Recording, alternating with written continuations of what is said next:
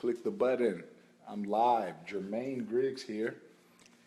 And I am finally back. If you've been following me for the last few days, I've been out of town, but I'm so happy to be back. There's my luggage bag. Family is upstairs. They miss me. I miss them. I'm just sharing this with my personal page really quickly here. All right, we're good to go. And I do have a message. I have an insight because I was on a flight. You ever been on one of those flights where it was just turbulent? Now, I fly a lot, so I'm kind of used to it, but I got to be honest, even as much as I've flown in the past, let me get away from that light. I'm still new to Facebook Live. Okay, that seems to work. Even though I've flown a lot, those turbulent flights still get me. And it was a very cloudy flight. Those flights, man, these lights. Okay, that looks good. One of those flights where you look out the window and all you see are clouds? And that fascinated me like 4 or 5 years ago. I remember looking it up. Like, how does a pilot fly an airplane through the clouds? How does that work? And it was fascinating to find out that there's a basic level, like any pilots in the house. If you're a pilot, even if you're seeing this after the fact, comment, let me know. Just make sure I'm on point with this analogy. But if you're a pilot, you'll know that if you have a small plane and you just want to get up in the air, you can get certified, get trained as a pilot, and you can get up there and you can fly yourself, right? And that's like a basic sort of level of certification. But there's this things called instrument rating. Anybody heard about that? Instrument rating. Like it, if you know what I'm talking about. And that means that you can get an airplane, usually a bigger airplane. You can carry other people with you when you get this certain certification. It means that you can direct an aircraft without being able to look out of the window. Because we understand that because of certain weather conditions, because of certain obstructions, you may not always be able to look out your front glass like a car. Now, airplane's different. You got clouds, you got mountains, you got like elements. And so they call it being instruments rated, where you can look at the data on the dashboard and you can look at certain indicators and controls, and they let you know that the airplane's headed in the right direction, that the airplane's the right side up, that you're not going to run into another airplane, you're not going to run into the tip of a mountain. That's very important. I don't know about you, but I want my pilot to be instrument rated. And I thought about how that applies to life, right? Because if you think about it, I'm going to hold. All right, that wasn't good. I lost y'all for a second. Okay, I'm going to hold it down like this. If you think about it, if we're all the pilots of our own life, how many people consider yourself a pilot of your own life? Hit the like button or the love button if you're the pilot of your own life. I know I'm the pilot of my own life. And there's a basic level of piloting your life. And that's being able to always want to look out the window and see your way ahead. But that's like being the basic pilot. Okay, you can take your little propeller plane up in the air, and that's okay for a basic level. That's okay for a certain altitude. That's okay if you just want to be by yourself in the journey and, just kind of have a joyride. But if you want to go to the next level as a pilot, you got to get that certification when you get just a little bit more advanced so you can really understand how this plane works. And even if you're going through a bunch of clouds like we were tonight and a lot of turbulence, you know that plane, there's nothing to fear.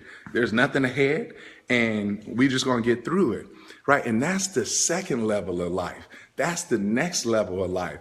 And my question to you is, what does it take to get to that level where when you do look out, when you don't see a clear path, you can still press forward? Not because of what you see with your eyes, right? We call that eyesight, right? But what you see here, and we call that insight. Somebody give me an amen. Eyesight versus insight. And one of the reasons why we hold ourselves back is because we're trying to see our way forward. And it's not always going to be clear. Life doesn't work that way, where it's always clear. Like that next step is not always clear. If it was, everybody would be successful.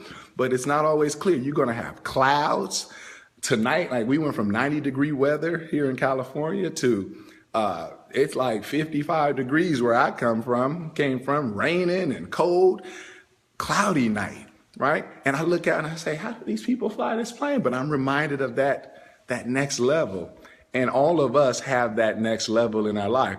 And so what are your instrument rating? What are your controls to rely on? We know how the pilot does it, but in our own life, our faith, number one, right? You can look at a situation. I look out my window, it's cloudy, but guess what? I've got another source I can look at that tells me that all things will work out for the good, right? So even though I can't see it out my window, I can go inward and I can muster up faith, determination, long-suffering perseverance to know that this is going to work out, right? You can rely on family.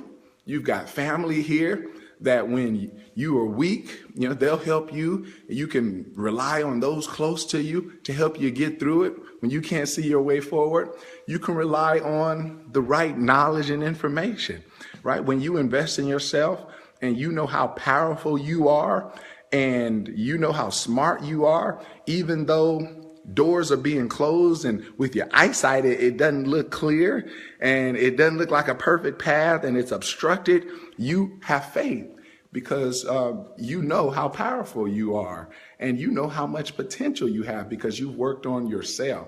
And like my mentor, Jim Rohn said, he says, work on yourself more than you do on your job and your life will change forever. So I wanted to throw that pilot analogy at you because it just came to me tonight as I was in the airplane talking to my neighbor who happened to be the wife of the president of the NFL Hall of Fame. Like, wow, you meet some amazing people. Just open up your mouth and talking. I used to be that guy, like, don't mess with me. Just want to go to sleep. And I start talking to people and it's amazing who you'll meet. But I also look out to my right and it's just clouds. And it gave me this analogy tonight. To just share with you, because that's all I'm doing is just sharing things, little nuggets that can help you out. So when you don't see a clear path ahead, remember that the pilot of the aircraft doesn't either, but there are other tools, there are other resources that you can rely on to keep your path straight. And like the quote says, don't ask for a clear path, ask for a better you. Don't ask for the trial to be removed. See, many of us are asking for the clouds to be removed, but think about it. What if we just ask God to remove the clouds? Those clouds are there for a reason. When I came in, when I brought my luggage in, it was raining. All right. If you're in California and you go down the freeway, you see those signs saying California drought, right? Conserve water. In California, we want rain, right? We want water. We want clouds. So don't ask God to remove the clouds. All right. We want the clouds. Ask God to make you better. Right. And that's the difference between eyesight and insight. Let's work on ourselves. Don't ask for the clouds. My grandma would say it like this. He said, Lord, don't move my mountain, but give me the strength to climb. Can I get an amen? Let me see who's in the house. Chris Clay, thanks for being on. Lee Wilkes, Heaven Love, Tamaya, Sabrina Edwards. Thank you all. Adrian Hunter, Harry, Kevin Castillo in the house. And I can't see everybody in the house because my phone is limited. But if you're in the house and I didn't say your name, type a comment below and let me know and add something to this conversation. How do you see your way forward when your window, seemingly when you look out the window and all you see are clouds and you don't see that next level or you don't see that next bend in the road or you don't see the destination? You know where you're headed, you know where you want to go, but you don't see it. What do you do? What do you do? Right? And if you're seeing this later on, get involved in the conversation, right? Ayana says, hey, thanks for this info. Much needed. Aunt Sabrina says, blessings. Thank you guys for being on. This one is just short and sweet, but I want to stay committed to my message a day. Lee Wilkes says he leans on faith. That's your controls. Just like the pilot can push a few buttons and see the longitude, latitude. Because this is what I learned about planes. I'm not a pilot, so don't quote me, but pilots can. You can be upside down in a plane and not even know it. It's something about being in that tube that you could be upside down. Like if you couldn't see your way, you couldn't look out the window because you're in clouds, you could actually be like upside down and not even know it. It's something weird like that happens. So you actually have to look at certain numbers to make sure even the plane is straight, right? Because you can't see, you have no orientation. And life feels like that sometimes. Doesn't it feel like you just discombobulation? Can I get an amen? And so faith, yeah, the word of God, scriptures, prayer, meditation. Here's the difference between prayer and meditation. Prayer is talking to God. Meditation is listening. See, some people just yap, yap, yap, yap, yap, yap, yap, yap, yap, yap. God, do this. And they actually said the same prayer yesterday. They keep asking God as if he can't hear, right? And he's not listening. It's almost implying that, come on, God, come on, do it, please, please, pretty please, right? And what we're missing, a lot of us are missing that meditation angle. That's just being silent and listening. It's not, I hear a lot of Christians as well, oh, that's that Eastern stuff, or that's that, no, it has nothing to do with that. It's just silence. And even if it were Eastern, some of us need to reconsider some things, in terms of our mindset and how fast our brain is moving. Guess what? The Bible didn't have any rules for social media because that context wasn't around. But I bet it'd say a lot about how it's still in our brain and our attention spans these days. So sometimes you gotta add context to it. And so meditation will be very helpful. And that's where it allows you to listen.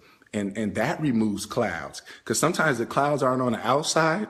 Yeah, clouds are on the outside, sure enough. But guess what? There's also clouds in his brain too. And there's some processes here that if we actually can remove the clouds from the inner, I believe our outer reflects our inner. So when the clouds are removed here and we have clarity and we have flow and we have free flowing thoughts, mental clarity, the outer will change as well. All right, I'm out of here. Who else is in the house? Please like this, love this. If you go back through it, click it a bunch of times so Facebook will up it. And then share it with your family and friends. Share tomorrow to share yesterday's. Thank you guys for allowing this page to get to, I think, 4,000 likes. I am much appreciated, and I'm going to keep sharing this message. I've been lit with a fire, and I'm going to keep going with this message of hope, inspiration, self-improvement, personal development. So it's a little late. I'm going to let you go, but thank you for joining me yet again. I'll see you guys tomorrow. Thank you, Aunt Sabrina, and you guys have a good one. God bless you.